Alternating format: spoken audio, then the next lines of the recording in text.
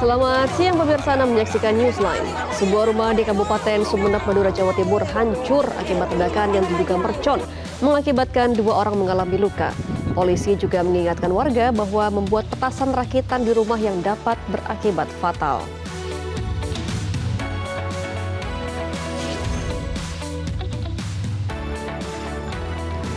Untuk mengantisipasi potensi kemacetan arus mudik Lebaran di jalur selatan Jawa Barat, jajaran Polres Ciamis melakukan pengecekan langsung ke jalur alternatif. Langkah ini disiapkan sebagai solusi rekayasa lalu lintas jika terjadi kepadatan kendaraan di kawasan Ciawi dan jalur Gentong Tasikmalaya.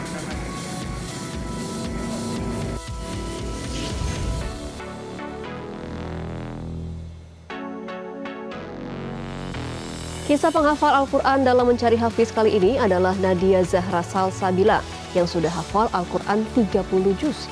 Nadia menghafalkan 4 hingga 5 juz dalam sehari.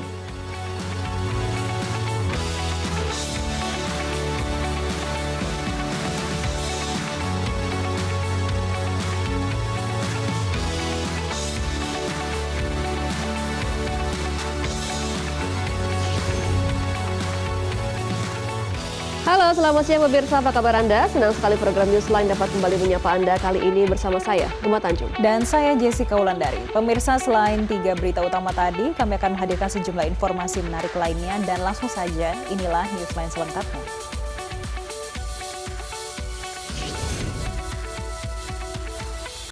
Komplek olahraga Azadi Teheran yang berkapasitas 12.000 kursi hancur di tengah eskalasi konflik antara Iran dengan Amerika Serikat Israel.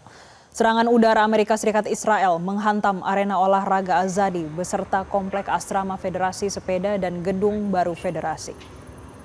Sebelumnya pada hari Kamis, militer Israel menyatakan telah memulai gelombang serangan besar-besaran terhadap infrastruktur rezim Iran di seluruh Teheran. Amerika Serikat dan Israel mulai melancarkan serangan terhadap Iran pada Sabtu pagi lalu.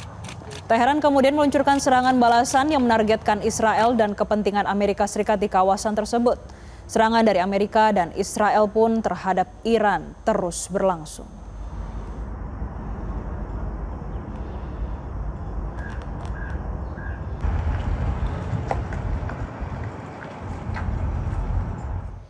Ledakan terlihat di Beirut, Lebanon pada Kamis malam. Ledakan terjadi pasca militer Israel memerintahkan warga di kawasan selatan Beirut untuk dievakuasi. Perintah evakuasi di kawasan selatan Beirut menjadi tanda rencana serangan besar oleh militer Israel. Sejak memanasnya konflik antara Israel dengan Hizbullah, Israel telah menyerang lokasi di pinggiran Beirut dan mengeluarkan perintah evakuasi warga di wilayah selatan Lebanon hingga perbatasan dengan Israel. Di tengah konflik yang semakin memanas, Israel melancarkan serangan udara yang menghantam sejumlah lokasi di pinggiran Beirut dan wilayah selatan Lebanon. Serangan balasan Israel ke Lebanon dilaporkan menewaskan sedikitnya 102 orang dan memaksa lebih dari 83.000 warga mengungsi.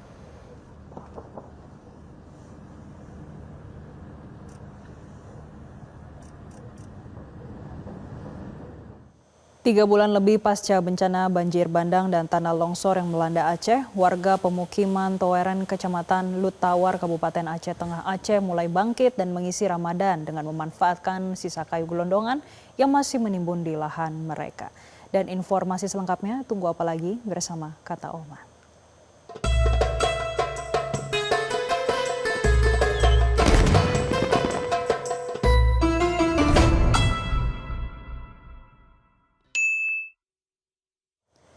Pemirsa, kayu-kayu tersebut sebagian dimanfaatkan oleh warga untuk memperbaiki bagian rumah mereka yang rusak akibat bencana banjir bandang. Warga di pemukiman Toweren juga memanfaatkan kayu bekas banjir dan longsor untuk dijual sebagai kayu bakar ke pabrik tahu dan tempe di Kota Takengon. Batang kayu yang telah dibelah dijual berkisar 600.000 per mobil pick-up. Warga memanfaatkan kayu sisa banjir sekaligus untuk membersihkan desa dari berbagai sisa material banjir. Selain kayu juga terdapat timbunan tanah dan batuan. Salah seorang warga, Misran, mengatakan lahan pesawahannya tidak bisa digarap karena masih tertimbun batang kayu sisa banjir, sehingga ia memanfaatkan kayu bekas banjir untuk dijual. Sementara warga Toweren yang rumahnya rusak parah pun hingga kini masih menanti kepastian bantuan hunian sementara dari pemerintah.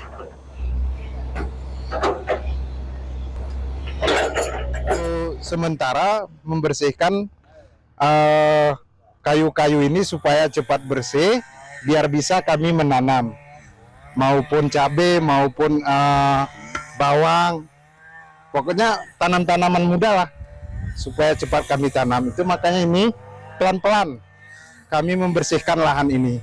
Berarti kebun kita ini tertimbun juga, Pak? Ya, tertimbun. Aktivitas ini bagian dari menghibur diri para korban bencana juga, Pak? Ya, bisa jadi dibilang kayak gitu. Biar ada aktivitas ya? Udah ada aktivitas. Ya. Tapi cukup Abang jual kayu ini untuk kebutuhan di rumah, buka puasa, sahur? Ya, sebenarnya sih dicukup-cukupin, Bang. Dicukup-cukupin. Pemerintah melalui Kementerian Sosial mengumumkan telah menyalurkan santunan bagi korban bencana di wilayah Sumatera. Adapun total anggaran yang dikucurkan mencapai lebih dari 17 miliar rupiah. Menteri Sosial Saifullah Yusuf menjelaskan santunan diberikan kepada ahli waris korban meninggal dunia dan korban yang mengalami luka berat akibat bencana. Ahli waris korban meninggal dunia menerima santunan sebesar 15 juta rupiah, sementara korban luka berat mendapatkan bantuan 5 juta rupiah. Saat ini, Kementerian Sosial mencatat lebih dari 1.000 ahli waris telah menerima bantuan tersebut dengan total nilai anggaran mencapai lebih dari 17 miliar rupiah. Selain santunan, Kementerian Sosial juga tengah memproses penyaluran bantuan isian hunian dan bantuan stimulan sosial ekonomi bagi masyarakat terdampak. Masing-masing bantuan isian hunian diberikan sebesar 3 juta rupiah, sementara bantuan stimulan sosial ekonomi sebesar 5 juta rupiah. Data penerima bantuan berdasarkan data Kementerian Dalam Negeri menunjukkan terdapat 67.886 keluarga penerima manfaat yang telah terverifikasi.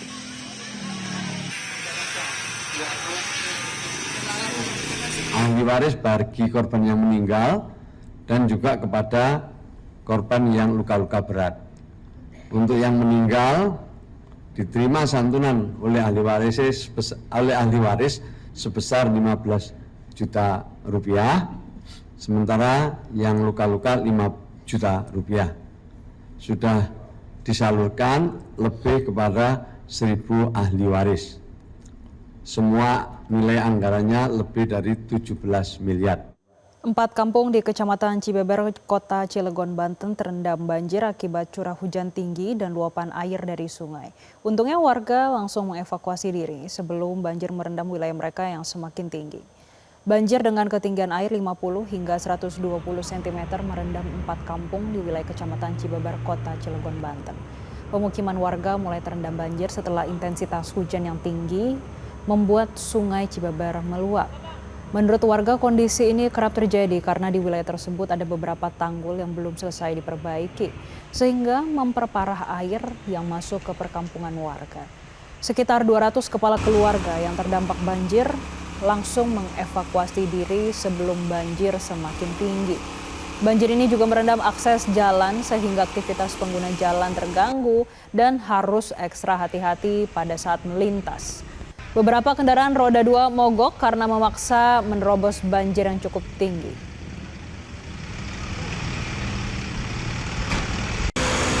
Ini kondisi air sudah mulai surut dan kami bersama warga membantu kendaraan yang mau melintas di perempatan Tinggi Sambirata ini.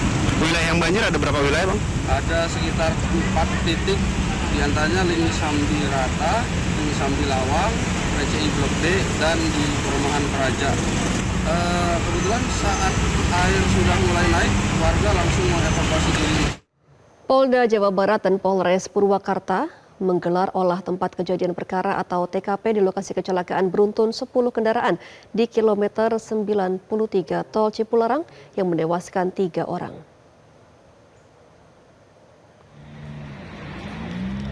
Olah TKP yang dilakukan polisi menerapkan metode analisis kecelakaan lalu lintas dan menggunakan alat pemindai 3D. Penyelidikan tersebut difungsikan untuk mencari faktor penyebab kecelakaan. Hasil olah TKP sementara ditemukan adanya kegagalan sistem pengereman truk kontainer. Selain itu, muatan truk juga overload dan adanya truk lain yang mogok di jalur 1. Dalam kecelakaan beruntun tersebut, polisi telah menetapkan sopir truk kontainer sebagai tersangka dan kini berada di Mapolres Purwakarta.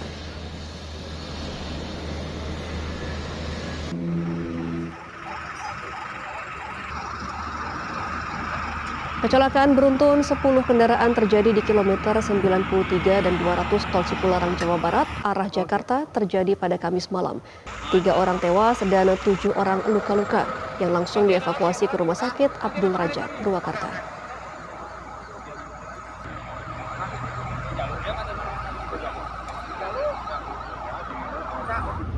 Yang digunakan oleh tersangka mengalami gagal fungsi pengereman yang diakibatkan oleh pengereman yang dilakukan secara terus-menerus, sehingga pada saat pelaksanaan kejadian diduga rem itu tidak berfungsi secara normal. Truk dalam uji kir ini jumlah berat yang diizinkan itu 16 ton.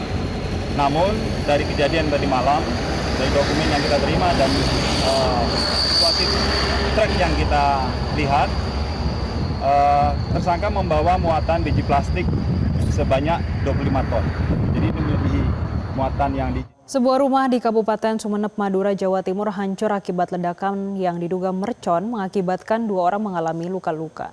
Warga digegerkan dengan bunyi ledakan keras dari sebuah rumah di Desa Bantelan, Kecamatan Batu Putih, Kabupaten Sumeneb, Jawa Timur. Saat dihampiri, 2 orang ditemukan terkapar penuh luka di antara puing rumah yang hancur akibat ledakan. Dari hasil olah TKP polisi, diduga kuat ledakan terjadi akibat mercon atau petasan rakitan yang diproduksi dengan alat seadanya. Maksud kami seadanya di rumah tersebut. Kapolres Sumeneb AKBP Anang Hardianto membenarkan indikasi awal yang terdapat di TKP. Namun pihaknya masih mengumpulkan bukti lain dan keterangan warga sekitar. 2 korban ledakan Ainul Yakin dan Imroatus Saliha bukan pemilik rumah yang hancur.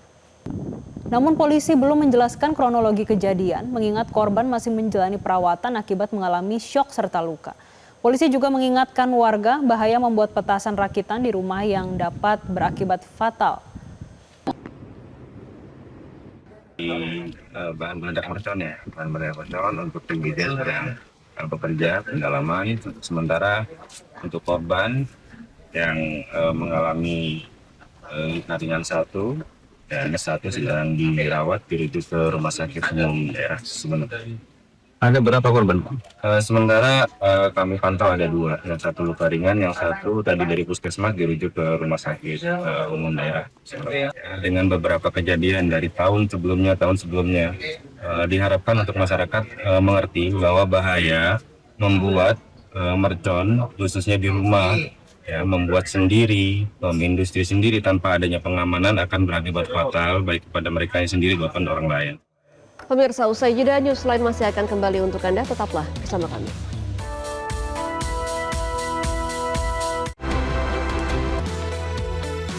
Pemirsa, Anda kembali dalam program Newsline. Kita akan masuk ke informasi terkait dengan pemerintah yang mengimbau para pemudik yang menggunakan sepeda motor untuk meningkatkan kewaspadaan saat melakukan perjalanan jauh pada masa libur Lebaran. Karena 75% pengguna sepeda motor terlibat dalam kecelakaan lalu lintas saat arus mudik.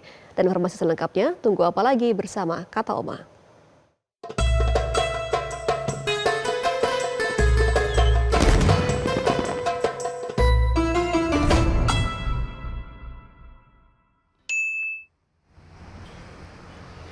Pemirsa, data menunjukkan sekitar 75% kecelakaan lalu lintas saat mudik melibatkan sepeda motor.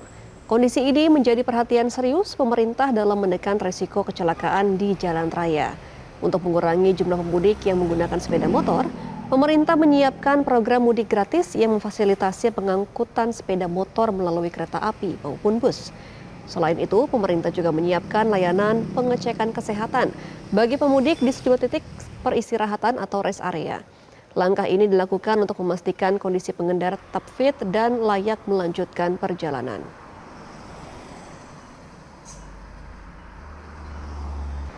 Jadi seperti tadi saya sampaikan, motor ini sangat potensial ya, terlibat dalam kecelakaan. Ya. Tadi data dari Pahuda juga 70 sekian persen 75% itu terlibat sepeda motor. Dari pemerintah sudah melakukan upaya-upaya. Yang pertama, untuk kita menyiapkan mudik gratis motor, baik itu melalui kereta api, kemudian bis juga dengan sepeda motornya. Ini sebagai upaya kita untuk mengurangi para calon pemudik ini menggunakan angkutan sepeda motor. Dari BUMN, swasta juga itu sudah melakukan mudik gratis dengan sepeda motor juga. Itu salah satu upaya. Pemirsa, jelang arus mudik Lebaran, jalur mudik khusus kendaraan roda 2 di Kabupaten Karawang, Jawa Barat rusak parah. Hampir di seluruh bagian jalan penuh dengan lubang dengan ukuran yang variatif. Menjelang dimulainya arus mudik momen Idul Fitri, kondisi jalur alternatif khusus roda 2 di Kabupaten Karawang, Jawa Barat belum ada perbaikan dan terpantau masih mengalami kerusakan parah. Jalur alternatif khusus roda 2 di Kabupaten Karawang ini terbentang dari mulai wilayah Karawang Timur hingga Jatisari yang merupakan perbatasan antara Kabupaten Karawang dan Kabupaten Subang. Para pemudik roda 2 yang berasal dari wilayah Jabodetabek biasanya akan diarahkan melewati jalur ini untuk mengurangi beban kendaraan yang menumpuk di jalur arteri Karawang Kota hingga Cikampek.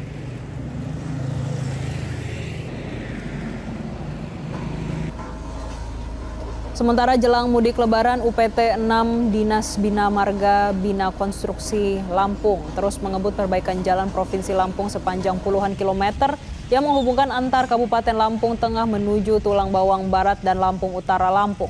Perbaikan jalan dengan pengerasan di 3 titik ke lokasi ruas Kampung Gunung Batin Mulia Asri dan Daya Murni Tulang Bawang Barat Lampung yang ditargetkan selesai dalam 1 pekan. Karena jalan ini merupakan akses utama menuju gerbang tol Gunung Batin yang cukup ramai dilalui pemudik.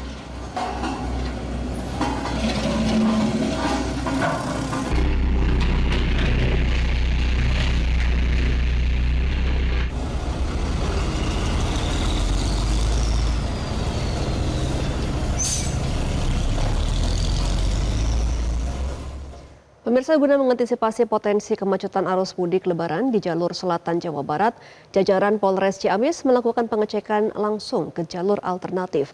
Langkah ini disiapkan sebagai solusi rekayasa lalu lintas jika terjadi kepadatan kendaraan di kawasan Ciawi dan jalur Gentong Tasikmalaya.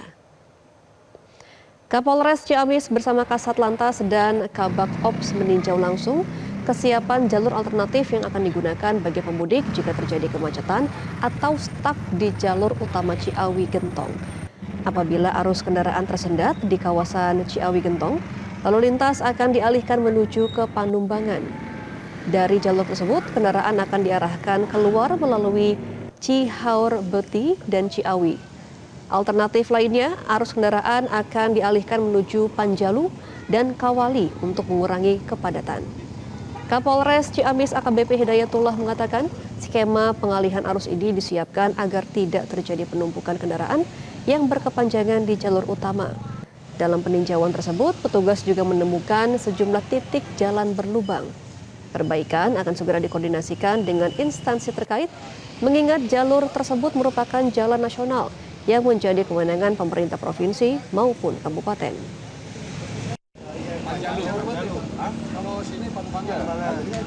Nah, tadi kita sama-sama lihat ada beberapa lubang. Nanti tentu saya akan menyampaikan ke pihak Forkompida dan instansi terkait untuk melakukan perbaikan-perbaikan terhadap akses jalan. Ya, kita sama-sama ketahui ini adalah jalan nasional, maka kewenangannya ada di jalan, ada pemerintah provinsi, ada kabupaten. Tentu nanti kami akan koordinasikan ke instansi terkait baik itu Dishub maupun dari pemerintah daerah Kabupaten Ciamis. Menjelang arus mudik Lebaran 2026, tim gabungan Dishub Brebes, Satlantas Polres Brebes, Dinkes Kabupaten Brebes, serta Jasara Harja menggelar rem cek dan pemeriksaan kesehatan supir bus. Langkah ini dilakukan untuk kenyamanan dan keamanan para penumpang yang akan mudik. Rem cek dan pemeriksaan kesehatan supir bus digelar di Terminal Bus Tanjung Brebes, mulai dari surat-surat kendaraan, kelengkapan dan alat keselamatan bus, baik lampu dan juga rem bus. Tidak hanya itu, petugas dari Dinas Kesehatan Kabupaten Brebes juga melakukan pemeriksaan kesehatan puluhan supir bus sebagai antisipasi terjadinya kecelakaan yang disebabkan kondisi kesehatan pengemudi. Kabid Angkutan dan Sarana Dishub Brebes Sujadi. Dari puluhan bus yang dicek kelaikan jalan, ada sejumlah bus yang tidak dilengkapi alat pemadam api ringan atau APAR dan kondisi APAR sudah kadaluarsa serta harus diisi ulang.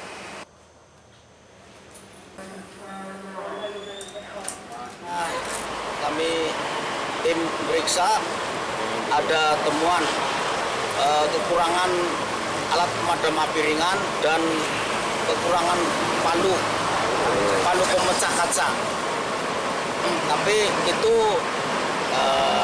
kekurangan minor ya, artinya tetap dilaksanakan karena yang lainnya baik semua. Pemirsa, ruas jalan tol yang menghubungkan Balikpapan dengan kawasan Ibu Kota Nusantara atau IKN akan kembali dibuka secara fungsional selama periode mudik dan libur lebaran tahun 2026. Jalur sepanjang lebih dari 52 km ini dapat dilalui secara gratis mulai 13 hingga 29 Maret 2026. Kebijakan ini diambil untuk membantu kelancaran mobilitas masyarakat selama periode Idul Fitri, sekaligus memberikan akses bagi warga yang ingin berkunjung ke kawasan IKN. Di mana untuk persiapan Lebaran 2026, ruas tol Balikpapan akan difungsionalkan secara terbatas mulai 13 Maret hingga 29 Maret 2026. Selama masa uji fungsional tersebut, tol akan beroperasi setiap hari mulai pukul 6 pagi hingga pukul 18.00 waktu Indonesia Tengah dengan kecepatan terbatas maksimal 60 km per jam.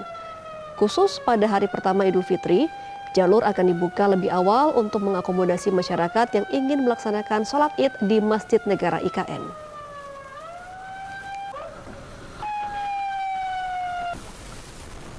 Pemirsa, Newsline akan kembali usai jeda headline news pukul 15 waktu Indonesia Barat. Tetaplah bersama kami.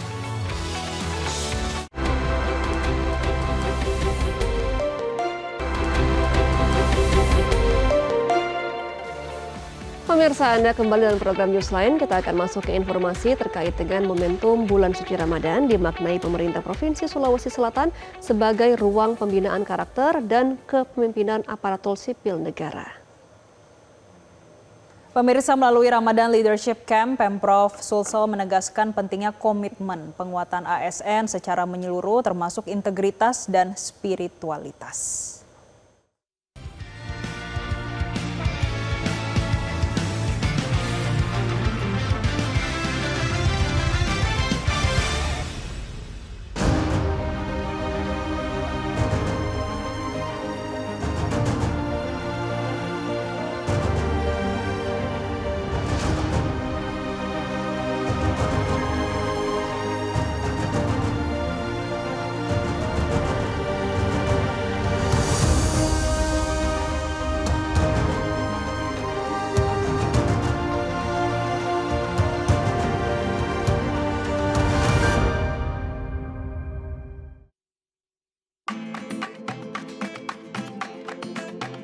Pemerintah Sulawesi Selatan mampu menunjukkan kinerja yang solid dengan pertumbuhan ekonomi di tahun 2025 sebesar 5,43% meningkat dari tahun sebelumnya.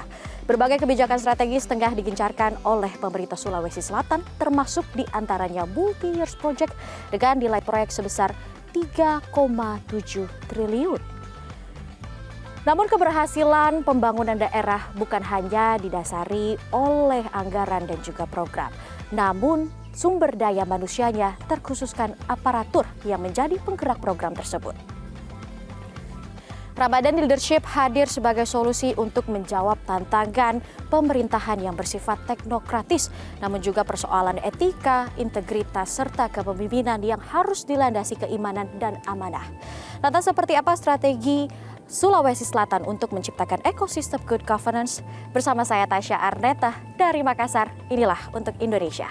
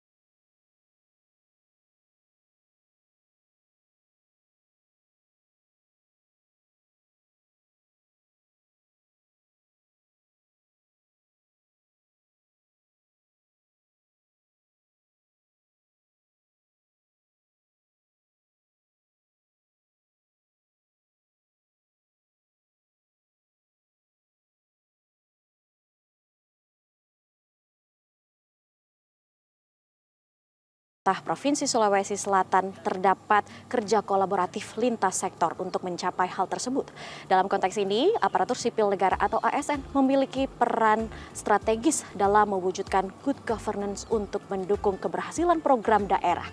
Oleh karena itu, Ramadan Leadership Camp tahun 2026 menjadi momentum yang sangat krusial dalam menciptakan kapasitas seorang ASN yang memiliki pengetahuan dan dikolaborasikan dengan kompetensi teknis dan juga manajerial.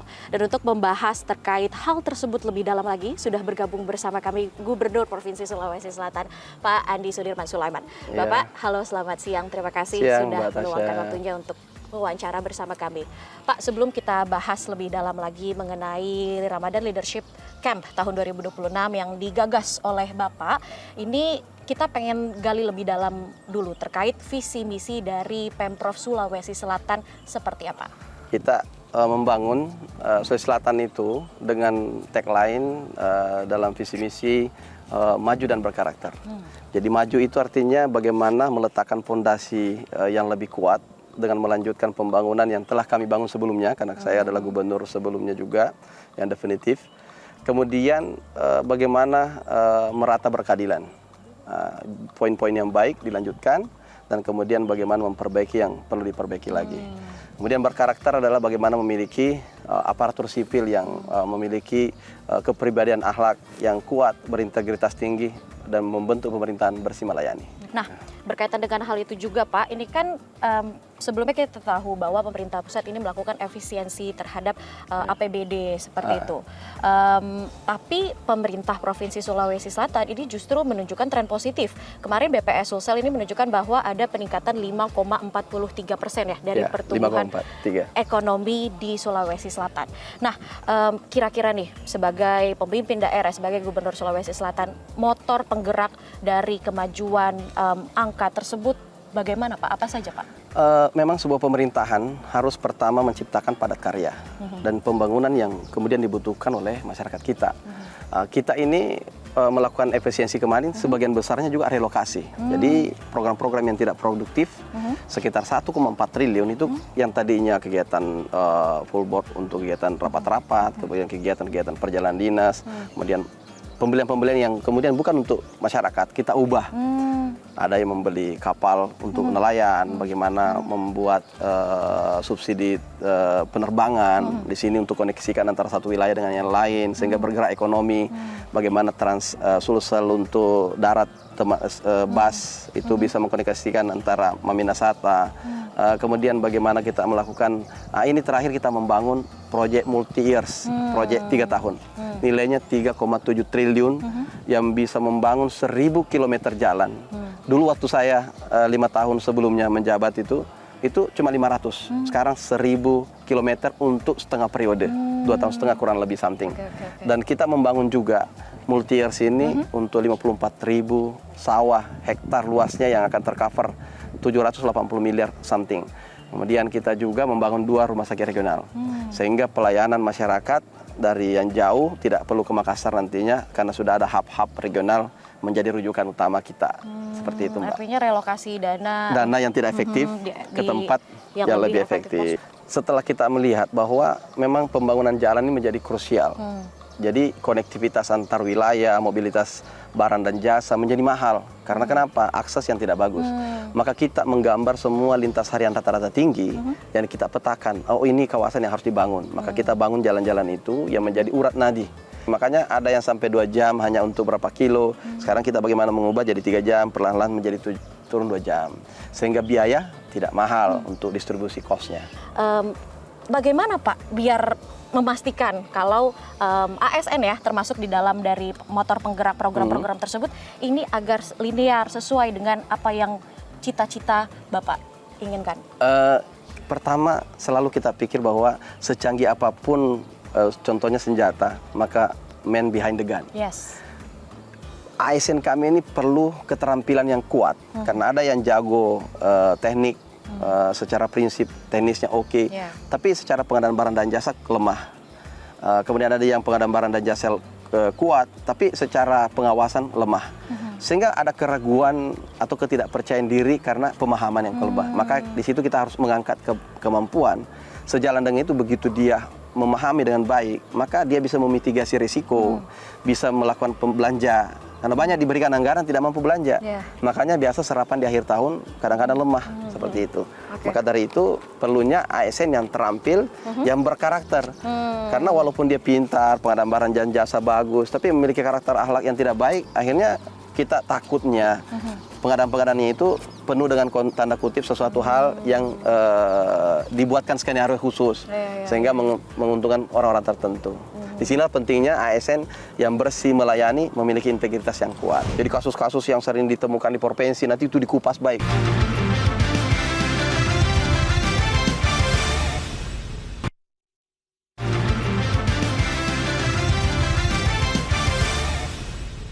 Didukung oleh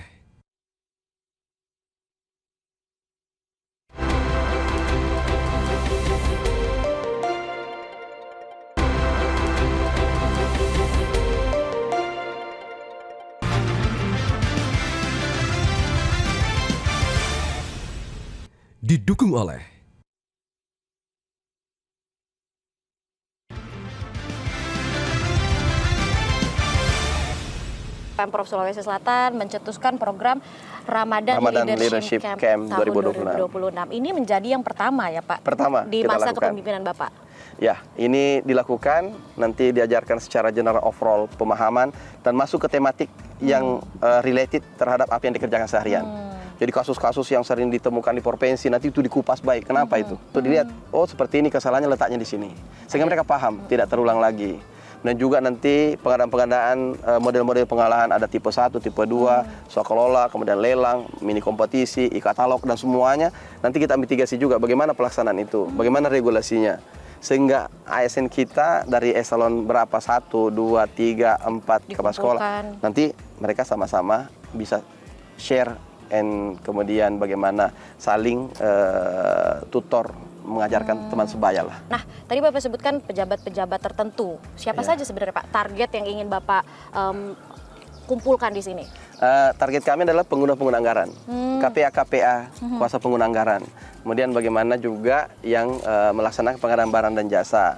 Bagaimana kemudian yang PPTK, karena tidak keluar dari sini-sini juga. Inilah yang kadang-kadang kita sebagai pimpinan berharapkan pekerjaan apa, tapi kadang-kadang pengadaannya tidak memenuhi syarat, atau dia mengambil jalan yang berbeda, atau dia cenderung tidak paham juga bagaimana melaksanakan. Nah, jadi ada dua kuncinya. Yang pertama, bagaimana dia paham program prioritas Bapak Presiden Prabowo Subianto, dan kemudian bagaimana dalam Astacita, dan bagaimana paham tentang program provinsi, dan bisa melaksanakan dalam bentuk implementasi pekerjaan. Oke, tentunya semua satu tujuan untuk mencapai Indonesia Emas 2045, Pak. Tepat sekali. Tepat sekali. Pak, kalau boleh di-spill sedikit, ini kan 7 hari pelaksanaannya. Sebenarnya program-program yang menjadi highlight dari pemberlangsungan dari Ramadan Leadership Camp ini itu apa aja, Pak? Ada wawasan kebangsaan oleh Kemenhan sudah datang pemateri ini.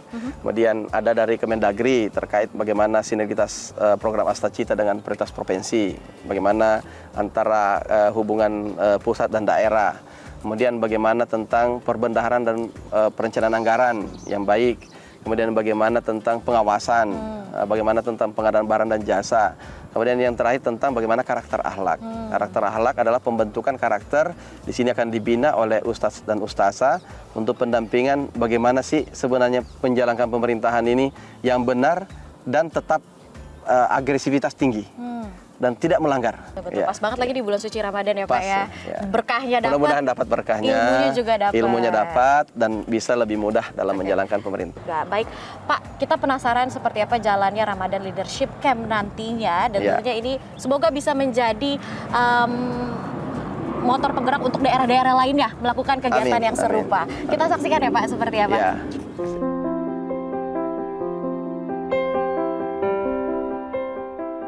Tak hanya berfokus pada aspek manajerial, momentum Ramadan Leadership Camp turut menekankan pentingnya wawasan kebangsaan dan integritas moral sebagai benteng utama dalam menjaga kedaulatan tata kelola pemerintahan. Penguatan kapasitas ini juga menyasar aspek teknis yang menjadi pilar utama akuntabilitas daerah. mulai dari kebijakan nasional, pengelolaan keuangan, hingga strategi pengadaan barang dan jasa menjadi materi krusial yang diberikan oleh para narasumber dari kementerian terkait, termasuk Kementerian Pertahanan. Tadi Bapak baru saja memberikan materi ya Pak, wawasan kebangsaan kepada ratusan peserta yang hadir hari ini. Ini kalau kita lihat tadi antusiasme cukup tinggi, banyak sekali yang bertanya, banyak sekali juga yang memberi masukan seperti itu. Nah, tapi dari Bapak melihat sendiri terkait penyelenggaraan ini, bagaimana sebenarnya ASN yang baik ini agar merasa nasionalismenya ini cukup tinggi sehingga pembangunan daerah ini turut tergenjot Pak? Terima kasih. Pertama saya apresiasi ya Pak ya terkait dengan kegiatan Ramadan Leadership Camp ini. Saya apresiasi kepada Pak Gubernur Sulawesi Selatan atas terselenggaranya kegiatan ini karena tidak semua kepala daerah menyelenggarakan retreat yang seperti ini. Intinya saya tadi itu menyampaikan bahwa ASN kita ini ya harus melaksanakan tugasnya dengan baik sesuai dengan Undang-Undang ASN. Mereka melaksanakan kebijakan publik dengan baik, ya, pelayanan publik yang pro kepada rakyat, dan mereka sebagai perekat pemersatu bangsa. Saya sampaikan bahwa modal kita, kekuatan pertahanan negara kita itu adalah persatuan. Ya. Bagaimana kita dulu dijajah itu karena kita tidak bersatu. Bagaimana kita bisa mengusir penjajah karena kita bersatu. Ya. Sekarang pun persatuan tetap kita butuhkan. Jangan sampai kontestasi politik yang ada saat ini memecah belah mereka. Nah, saya tadi sampaikan bahwa nilai indeks bela negara di Sulawesi Selatan ini cukup baik ya. Hampir sama dengan skala nasional, rata-rata nasional. Jadi itu suatu hal yang baik, hanya mungkin di generasi mudanya saja. Rasa cinta tanah air dan kesadaran berbangsa dan bernegara itu yang bisa ditingkatkan. Ya? Artinya dari upaya tersebut, dari indeks bela negara yang cukup tinggi di Sulawesi Selatan sendiri, ini mampu bisa mencegah degradasi moral dari ASN di daerah gitu ya Pak ya? Iya, betul. Kita harapkan para ASN dengan melihat bagaimana indeks tersebut bisa fokus di bagian mana yang bisa ditingkatkan. Saya sampaikan tadi, banyak sebetulnya nilai-nilai yang ada di Sulawesi Selatan ini, Sirina Pace sebagai contoh ya, bagaimana kehormatan itu ya, itu menjadi suatu nilai yang bisa diinternalisasi dalam kehidupan sehari-hari sehingga bisa meningkatkan indeks bela negara di Sulawesi Selatan. Harapannya ke depannya setelah para peserta 7 hari diberikan ilmu, termasuk hari ini juga, itu ke depannya akan menjadi ASN seperti apa yang mungkin bisa membantu pertumbuhan dari program-program yang ada di Sulawesi Selatan mungkin? Sesuai dengan tagline-nya di Sulawesi Selatan, ASN yang berkemajuan dan berkarakter. Jadi dua itu juga yang diharapkan oleh Bapak Presiden kita, bagaimana kita mencari pegawai pemerintah yang smart, yang otaknya pintar, ya, tapi juga punya hati yang mulia, punya karakter yang bagus, berintegritas tinggi, punya nasionalisme, ya, pro kepada rakyat. Terima kasih Pak Wakil Menteri Pertahanan Marsikal TNI Purnawirawan Pak Doni Hermawan atas waktunya. Berkarakter ya Pak. Baik, terima kasih Pak. Setelah membedah wawasan kebangsaan, para peserta juga diajak untuk mendalami regulasi dan tata kelola birokrasi yang efisien. Sinergi kebijakan antara pusat dan daerah menjadi hal yang penting, terutama dalam memastikan setiap kebijakan otonomi daerah, pengelolaan anggaran, serta pelaksanaannya tetap berada pada koridor hukum yang tepat. Pak, ini kan nantinya Bapak akan memberikan materi tentunya kepada sejumlah peserta yang hadir, 800 peserta yang hadir hari ini. Nah, kira-kira materi yang ingin Bapak sampaikan ini akan mencakup terkait apa saja Pak poin-poinnya? Ya, terima kasih Metro TV. Yang pertama itu kaitan dengan bagaimana sinergi antara pusat dengan daerah itu bisa berjalan. Baik itu dari sisi program maupun dari sisi kegiatan-kegiatan yang ada. Jadi dari sisi kebijakan juga kita harus pastikan bahwasanya kebijakan ini mencapai tujuannya. Oleh karena itulah maka perlu sering komunikasi antara pusat dengan daerah sehingga apa yang diharapkan dari pusat ini juga benar terjadi yang ada di daerah. Artinya ini salah satu upaya untuk mengoptimalkan bagaimana arahan dari pemerintah pusat ke pemerintah daerah ini terserap dengan baik seperti itu ya Pak ya? Betul, agar tercapai tujuannya lah. Pak, ini kan sebenarnya kalau kita lihat program seperti ini sebenarnya serupa, sudah pernah dilakukan sebelumnya tapi untuk kepala daerah. Nah, kali ini terkhususkan untuk sejumlah ASN. Nah, gimana Pak sebagai Dirjen Otda melihat kebijakan ataupun dari Ramadan Leadership Camp ini diterapkan kepada ASN-ASN yang lebih spesifik tentunya? Saya kira saya secara pribadi mengapresiasi kegiatan ini. Tidak gampang mengumpulkan pejabat sebanyak ini di suatu titik tertentu dan kemudian membahas secara detail program-program sinergitas pusat maupun daerah. Berikut juga kegiatan-kegiatan yang lain. Tapi secara prinsip kami mengapresiasi kegiatan Pak Gubernur. Mudah-mudahan Ramadan Leadership Camp ini bisa membawa perubahan yang menjadi Sulawesi Selatan menjadi jauh lebih baik. Terima kasih Bapak atas waktunya. Ternyata setelah kami mengikuti sudah hari ketiga sampai hari ini, ternyata sangat luar biasa sekali.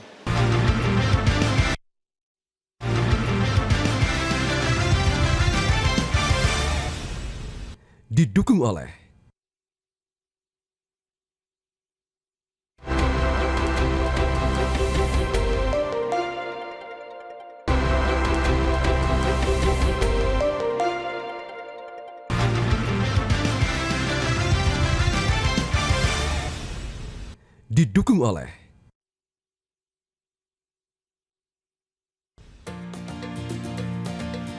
Dihadiri oleh 859 peserta dari berbagai perangkat daerah, Ramadan Leadership Camp menyajikan metode pembelajaran yang holistik. Para peserta sangat mengapresiasi dan menilai upaya ini sebagai strategi baru untuk membangun integritas para ASN di Sulawesi Selatan. Ini kita sudah mengikuti camp selama 7 hari lamanya, sudah menginap juga, sejumlah tugas sudah dilakukan, study case, banyak hal lah yang sudah dilakukan di sini. Sebagai peserta, selama menerima pembelajaran, bagaimana manfaat menurut Bapak dari Ramadan Leadership Camp tahun ini? Ya, jujur di awal ketika kita disampaikan selaku calon peserta bahwa kita akan dilibatkan, dijadikan sebagai peserta untuk kegiatan Ramadan Leadership Camp. Terus terang saja kami bertanya-tanya kegiatan apa sih di dalamnya. Ternyata setelah kami mengikuti sudah hari ketiga sampai hari ini, ternyata sangat luar biasa sekali. Selain kita belajar ilmu tentang pemerintahan dan yang lainnya, juga kita belajar tentang agama. Ya, ini kan lagi bulan Ramadan. Luar biasa sekali, tentu apa yang kita lakukan, kebaikan-kebaikan apapun yang kita lakukan pasti dilipat gandakan pahalanya oleh Allah Subhanahu wa taala. Oleh karena itu, saya dengan teman-teman kadang ngobrol di masjid, di sela-sela waktu, saya biasa mengatakan bahwa sebetulnya ini luar biasa sekali karena selain kita belajar ilmu di dunia, juga belajar ilmu akhirat. Jadi dunia akhiratnya kita dapatkan. Mengapa menurut Bapak Ramadan Leadership Camp tahun ini penting untuk dilaksanakan bagi seluruh aparatur sipil negara? Ya, ini memang sangat penting sekali, karena setelah saya yakin teman-teman juga yang lain seperti itu, ada satu poin yang sangat penting. Ketika kita mendengarkan bagaimana seorang birokrat yang baik, kemudian bagaimana seorang birokrat yang betul-betul bisa mempertanggungjawabkan nanti di akhirat, ada satu hal yang sangat penting, yaitu ada pepatah Arab yang mengatakan, Sami'an kaman abekaka, waman abekaka. Sahabatmu, saudaramu, mungkin bukan mereka yang pernah membuatmu tertawa, gembira, bahkan senang. Tetapi waman abekaka. Mungkin bisa saja sahabatmu, saudaramu, atau kerabatmu itu yang mungkin pernah membuat kalian menjadi sedih, terpuruk. Tetapi itu adalah cambuk buat untuk memperbaiki diri ke depan. Akhirnya ketika kita menjadi seorang birokrat yang baik, saya yakin dan percaya apa yang kita dapatkan di sini bisa kita implementasikan ke masyarakat untuk betul-betul memberikan hal yang terbaik kepada masyarakat. Terima kasih Pak Andi atas waktunya. Nah Ibu, ini kan kita sudah 7 hari menerima pembelajaran dari sejumlah mentor, sejumlah pemberi materi yang hadir ya Bu ya. Nah selama proses pembelajaran 7 hari, gimana Ibu menerima sejumlah ilmu-ilmu yang sudah diberikan oleh pemateri? Baik, alhamdulillah kegiatan ini pertama kali saya ikuti program Ramadan Leadership Camp yang diselenggarakan oleh pemerintah Provinsi Sulawesi Selatan. Jadi dalam hal ini saya salah satu kepala sekolah yang terpilih dari 100 orang yang terpilih, dan khusus untuk perempuan hanya 20 orang. Jadi saya menjadi salah satu peserta dan sangat bersyukur terpilih untuk menjadi bagian dari kegiatan ini. Kemudian ilmu yang diperoleh Tentu saja bahwa yang pertama adalah meningkatkan integritas ASN bagi kami semua selaku pimpinan dari satuan pendidikan. Yang berikutnya adalah bagaimana sinergi pemerintah pusat dan pemerintah daerah dalam berkolaborasi dalam pembangunan. Selanjutnya adalah ada materi tentang wawasan kebangsaan, bagaimana kita bisa meningkatkan nasionalisme kita dalam bekerja dan bagaimana kita juga bisa mengimplementasikan materi yang sudah kita terima kepada guru-guru kami dan tentu saja kepada seluruh peserta didik yang ada di sekolah kami. Alhamdulillah saya sangat berterima kasih kepada pemerintah Provinsi Sulawesi Selatan atas terselenggaranya kegiatan ini karena banyak hal yang bisa kami dapatkan dan bisa kami terapkan ketika nantinya kami kembali ke sekolah karena kami adalah kepala sekolah. Yang pertama tentu saja bagaimana integritas seorang pemimpin, ya, kemudian bagaimana berkolaborasi dengan mitra, kemudian dengan teman-teman yang berada di sekolah supaya tercipta lingkungan belajar yang nyaman. Kemudian kami juga diberikan tentang materi keuangan yang tentu saja sangat bermanfaat karena di sekolah ada pengelolaan dana BOS. Baik, terima kasih banyak Ibu-Ibu sekalian atas waktunya. Selamat kembali melanjutkan pembelajaran yang masih berlangsung saat ini juga.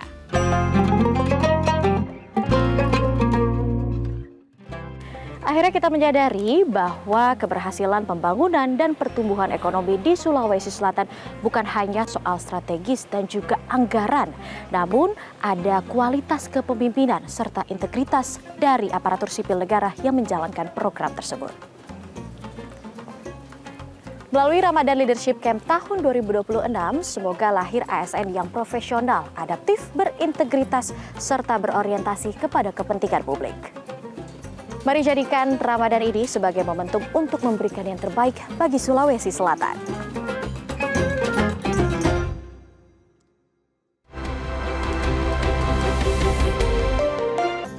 Terima kasih pemirsa, Anda kembali menyaksikan Newsline dan kita lanjutkan ke informasi terkait dengan kisah para penghafal Al-Quran. Dalam mencari hafiz kali ini adalah sosok Nadia Zahra Salsabila yang sudah hafal Al-Quran 30 juz. Bakatnya mulai terlihat sejak usia 2 tahun. Jadi pemirsa, kala itu ia bisa menyelesaikan bacaan 6 jilid Iqra dalam waktu 6 bulan hingga akhirnya terbiasa menghafal One Day One Juz.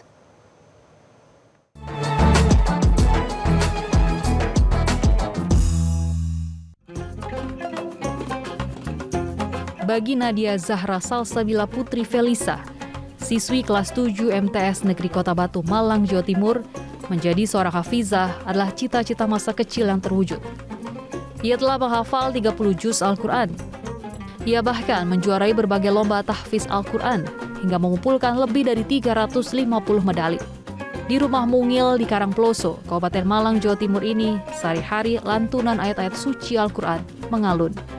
Ditemani orang tuanya, Nadia menghafalkan 4 hingga 5 juz dalam sehari.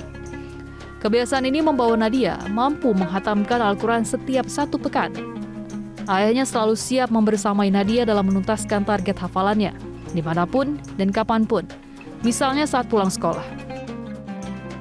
Kita merasa bersyukur dikaruniai, diamani anak yang memiliki prestasi, terutama yang kami bangga adalah karena mampu menghafalkan Al-Quran, menjaga ayat-ayat Allah.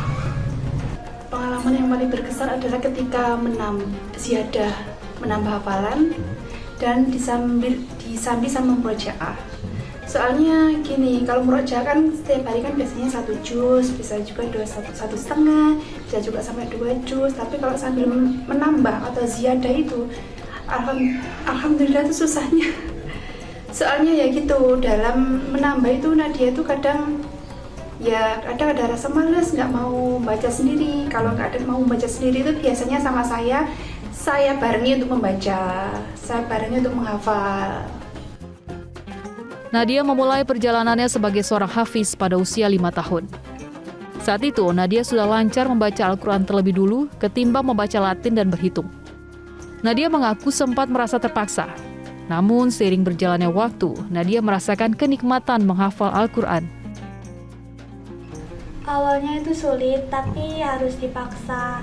Dulu itu awalnya terpaksa, tapi lama-lama kok kayak senang, ya udah jadi kayak ingin. Untuk teman-teman yang sedang berproses dalam menghafal Al-Quran, tetap semangat ya, jangan mudah putus asa. Menghafal itu awalnya sulit, tapi lama-lama itu menjadi menyenangkan. Apalagi kalau kita ikhlas dan ada niat dari dalam diri kita. Semangat ya, jangan putus asa. Dengan prestasinya ini, Nadia bertekad terus merawat hafalannya dan menjadikan Al-Quran sebagai bagian hidupnya. Dari Kabupaten Malang, Wahyu Tiar, Metro TV.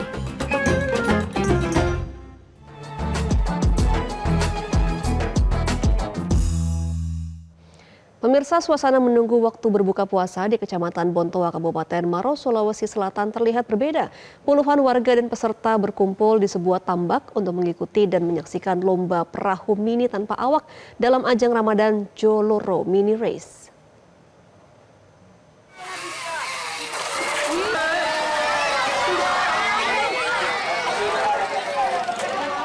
Pemirsa, beginilah suasana perlombaan Ramadan Joloro Mini Race yang digelar di salah satu tambak milik warga di wilayah pesisir Kecamatan Bontoa, Kabupaten Maros, Sulawesi Selatan saat menjelang buka puasa.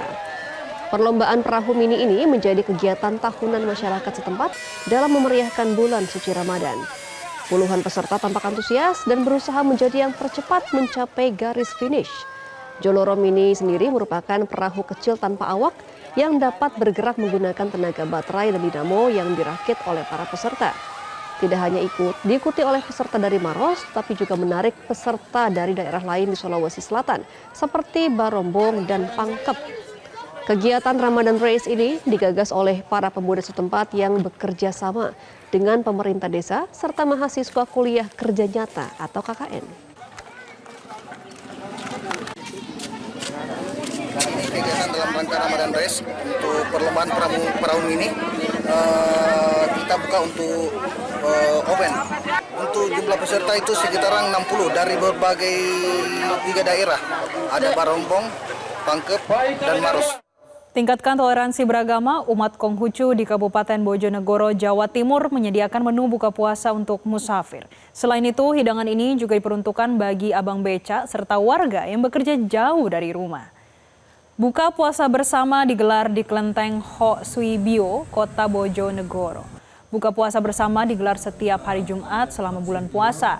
Sebelum waktu buka puasa tiba, warga juga diberikan tausiah oleh ustadz yang dihadirkan oleh panitia. Kegiatan ini sudah berlangsung selama 14 tahun. Dalam sehari, panitia menyediakan menu sebanyak 250 hingga 300 porsi. Saat waktu buka puasa tiba, satu persatu para musafir dan abang beca secara bergantian mengambil menu buka puasa yang sudah disediakan. Tak sedikit pula warga sekitar yang ikut menyantap menu buka puasa ini secara gratis, terutama para pekerja yang jauh dari rumahnya. Rohaniawan Kelenteng Ho Suibio Bojonegoro, Ko Chiang San, mengungkapkan sebuah perbedaan bukanlah jurang pemisah, akan tetapi dijadikan sebagai sebuah keindahan. Selama bulan Ramadan. Tujuannya?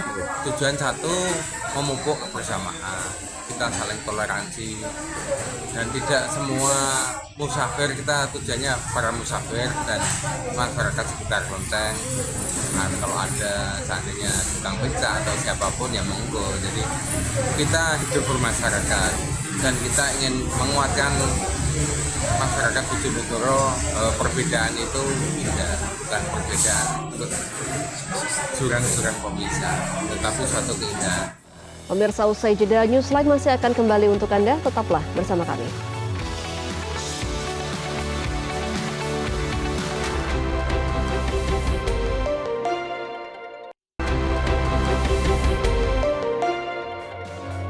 Pemirsa, Anda kembali di Newsline dan inilah informasi yang akan kami sampaikan untuk Anda terkait dengan konflik di Iran. Hingga kini Zionis, Israel, dan Amerika Serikat masih menyerang wilayah Republik Islam Iran. Sejumlah kota dibombardir oleh pasukan rezim Zionis dan sekutunya. Pasukan Zionis Israel dan Amerika Serikat terus melancarkan serangan udara yang masif ke ibu kota Iran, Teheran. Kepulan asap tebal terlihat di berbagai titik di langit Teheran. Zionis dan sekutunya menargetkan area sipil. Sementara itu, sistem pertahanan udara Iran terus diaktifkan untuk menghalau serangan-serangan Zionis di Teheran, Mashhad, hingga Tabriz. Tak hanya di ibu kota Teheran, gedung Majelis Ahli di kota Qom Iran juga mendapatkan serangan udara oleh Zionis Israel. Zionis mengklaim penyerangan menargetkan gedung yang akan menjadi lokasi berkumpulnya para ulama senior untuk memilih pemimpin baru Revolusi Islam Iran yang akan meneruskan Ayatullah Sayyid Ali Khamenei. Meski demikian, tak ada satupun dari anggota Majelis Ahli berada di gedung saat serangan berlangsung. Dalam agresi sejak Sabtu, Zionis Israel dan Amerika Serikat telah membunuh lebih dari 1.000 warga, termasuk 180 anak-anak. Pemirsa, sementara itu Iran melancarkan gelombang serangan baru terhadap Israel pada Kamis waktu setempat. Konflik yang melibatkan Amerika Serikat dan Israel telah menyebabkan ribuan korban jiwa di kawasan Timur Tengah. Setelah sepekan mendapat serangan bertubi-tubi dari Amerika Serikat dan Israel, Iran kembali melancarkan serangan balasan ke wilayah Israel pada Kamis waktu setempat. Konflik ini disebut telah mempengaruhi situasi keamanan di setidaknya 14 negara di kawasan Timur Tengah dan sekitarnya. Di sisi lain, Amerika Serikat dan Israel juga telah melancarkan serangan ke berbagai titik di Iran dengan menargetkan fasilitas militer, struktur kepemimpinan, serta program nuklir Iran. Perang ini yang terjadi sepekan ini menyebabkan setidaknya 1.230 orang tewas di Iran, lebih dari 100 orang di Lebanon, belasan orang di Israel, serta 6 tentara Amerika Serikat.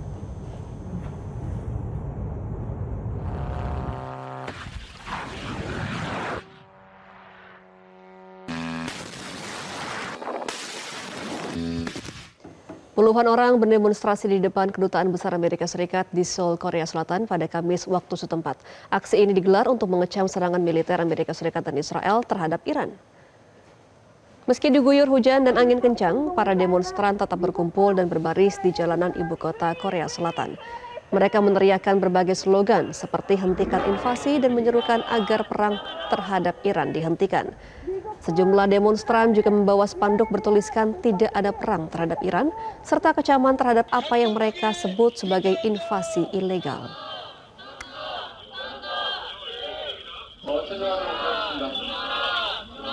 제동한테 구호를 외칠 또한 병원 민간인을 그 시설을 철저히 보호할 것을 주장의 만행은 단순히 군사. Pemirsa, demikianlah program Newsline untuk kali ini. Mewakili teman-teman yang bertugas, saya Gemma Tanjung. Dan saya Jessica Wulandari. Terima kasih dan sampai jumpa.